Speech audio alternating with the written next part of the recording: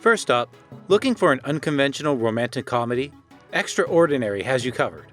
From Slash Film, it's a low-budget indie set in Ireland, which tells the story of a lonely woman with supernatural abilities who finds a lonely man whose daughter is possessed, all while a fame-hungry Satanist played by Will Forte schemes his way through the background. Directors Micah Hearn and Enda Lauman have crafted a world in which hauntings are so frequent and commonplace we don't even notice them. The movie follows a reluctant medium named Rose, played by Maeve Higgins, who meets a widower, played by Barry Ward, whose daughter is being targeted by the aforementioned Satanist. There's no release date slated yet.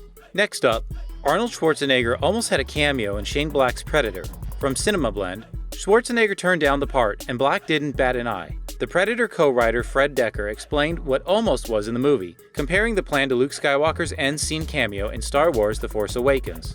He said the following, "And the other thing I said is, we have to have Arnold Schwarzenegger in this movie, because like it or not, one of the master strokes of The Force Awakens is that ending. Because even though Luke doesn't do anything except turn around and have a beard, it touches that little nostalgia button in you and you go, oh cool, and then you go to the credits and there's no way that movie's not going to be a big hit. Unfortunately, it didn't work out for the film." Next up, actress Stephanie Miznick, best known for her roles as Nina Feeney on Everwood and as Kel Parham in Star Trek Insurrection, died June 23rd in Encinitas, California. She was 52.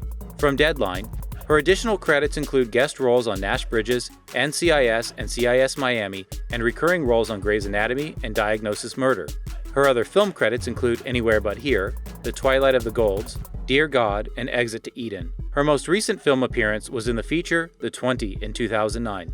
Next up, Steven Spielberg's production of West Side Story is underway, and now we have our first look at Anita, played by Ariana DeBose. From JoBlo.com, in addition to DeBose, the rest of the cast includes Ansel Elgort as Tony and Rachel Zegler as Maria. West Side Story Spielberg style dances its way into theaters on December 18, 2020.